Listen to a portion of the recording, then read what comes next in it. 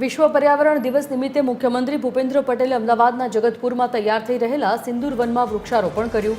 સિંદૂર વનમાં 551 સિંદૂરના છોડ રોપવામાં આવ્યા તેમજ મુખ્યમંત્રી ભૂપેન્દ્ર પટેલે અમદાવાદ મહાનગરપાલિકાના મિશન 4 મિલિયન ટ્રીનો પણ પ્રારંભ કરાવ્યો। આ કાર્યક્રમમાં મેયર સહિત ભાજપના નેતા અને કાર્યકરો હાજર રહ્યા। સિંદૂર વન માટે મિશન 4 મિલિટ્રી અંતર્ગત 21 લાખ રોપા એજન્સી મારફતે 14 લાખ રોપા વન વિભાગ અને 4 લાખ રોપા એએમસી નર્સરીમાંથી મેળવવામાં આવશે।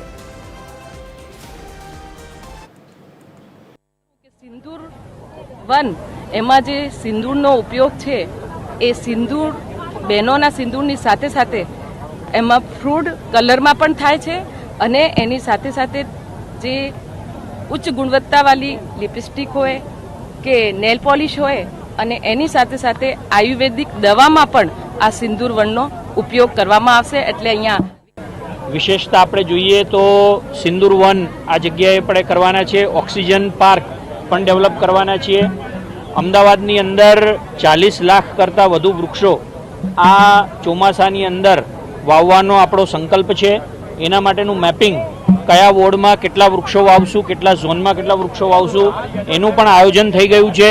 પ્લાસ્ટિકનો રિસાયકલ કરીને એનો ફરી રીયુઝ કરવામાં આવે એ માટે અમદાવાદ મહાનગરપાલિકા દ્વારા નવતર અભિગમ અજમાવવામાં આવ્યો હતો। 7 જગ્યાએ બોટલ ક્રશર હાલમાં મૂકવામાં આવ્યા છે।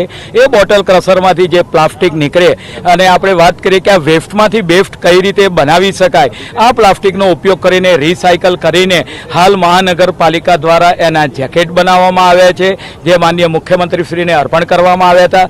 તદુપરાંત તેમાંથી એક બેન્ચ બનાવવામાં આવી છે। લગભગ 100 જેટલી બેન્ચો પ્લાસ્ટિક ક્રશરમાંથી જે પ્લાસ્ટિક બનાવવામાં આવ્યું એમાંથી 100 જેટલી બેન્ચો મહાનગરના વિવિધ ગાર્ડનો, વિવિધ વિસ્તારોમાં આપવામાં આવી છે। આવનાર સમયગાળા